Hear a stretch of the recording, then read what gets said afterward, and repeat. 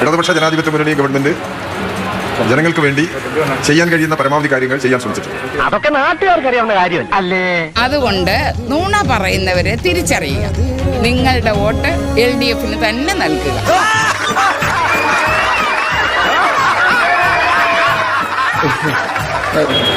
എന്തുകൊണ്ട് ഇത്തരമൊരു വിധി ജനങ്ങളിലുണ്ടായി?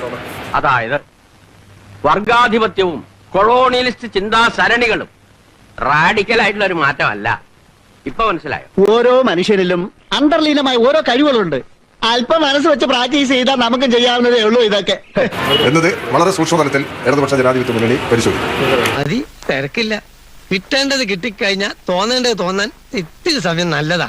ജനങ്ങളുടെ അഭിപ്രായങ്ങൾ കൂടി മാനിച്ചുകൊണ്ട് തുടർ നിലപാടുകൾ ഇടതുപക്ഷ ജനാധിപത്യ മുന്നണി സ്വീകരിക്കുക എന്നുള്ളതാണ് ഞങ്ങൾ ഉദ്ദേശിക്കുന്നത്.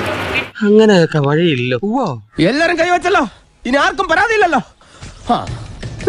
ഇതൊരു കാര്യം മറ്റേടത്ത് ഐഡിയ ആയിപ്പോയി. അവിടുന്നും കിട്ടി ഇവിടുന്നും കിട്ടി. വളരെ മൈന്യൂട്ടായി ഈ തെരഞ്ഞെടുപ്പിലുണ്ടായ ജനവിധി ഞങ്ങൾ വളരെ സൂക്ഷ്മതലത്തിൽ താഴെ തലത്തിൽ ഞങ്ങൾ പരിശോധിച്ച് ഞങ്ങളുടെ നിലപാടിൽ എന്തെങ്കിലും തിരുത്തേണ്ടതുണ്ടെങ്കിൽ അത്തരം തിരുത്തലിന് വിധേയമായി മുന്നോട്ട് പോകും എന്നുള്ളതാണ് ഞങ്ങൾക്ക് അറിയിക്കാം.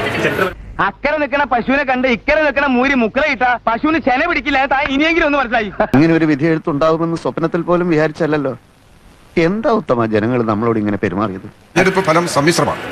കേരളമാകെ എടുത്തു കഴിഞ്ഞാൽ ഒരേ രീതിയിലല്ല. അതുകൊണ്ടാണ് അത്തരം വിഷയങ്ങളെല്ലാം സൂക്ഷ്മതലത്തിൽ പരിശോധിച്ചേ പറയാൻ കഴിയുള്ളൂ എന്ന് പറയും. ജനങ്ങൾ സമ്പൂർണ്ണ സാക്ഷരത നേടിയതാണ് നമുക്കടിയായത്. എങ്ങനെ? സാക്ഷരത നേടിയപ്പോ ജനങ്ങൾക്ക് വിവരം വന്നല്ലോ. LDF കൺവീനറുടെ പ്രതികരണം വളരെ പക്വമാണ്. വ്യത്യസ്ത സ്ഥലങ്ങൾ വ്യത്യസ്ത കാഴ്ചപ്പാടെന്ന് കരുതുന്നത്. പക്ഷേ MM മണി പറഞ്ഞിരിക്കുന്നത് ആനുകൂല്യങ്ങൾ കൈപ്പറ്റിയ ശേഷം ജനങ്ങൾ നന്ദികേട് കാണിച്ചു എന്നാണ്. അപ്പൊ ജനങ്ങൾക്ക് ആനുകൂല്യം നൽകുന്നത് നിങ്ങൾക്ക് വോട്ട് ചെയ്യാനാണോ?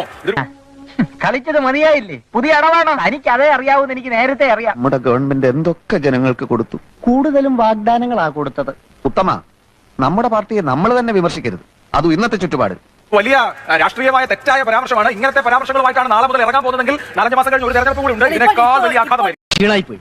അടികളുടെ മുഖത്ത് ഞങ്ങളിനി എങ്ങനെ നോക്കും? തത്വം പഠിപ്പിച്ചാൽ മാത്രം പോരാ, പ്രവൃത്തിയിലത് കാണണം. ഇതാ ഞാൻ പറഞ്ഞത്, നിങ്ങൾക്ക് ദീർഘവീക്ഷണോ ഇല്ല, ബുദ്ധിയില്ലെന്ന്.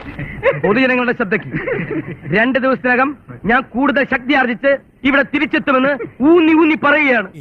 ഒരു ചുവന്ന സ്വിച്ച് കാണുന്നുണ്ടോ? കാണുന്നുണ്ട്. ചുവന്ന സ്വിച്ച് അമർത്തി.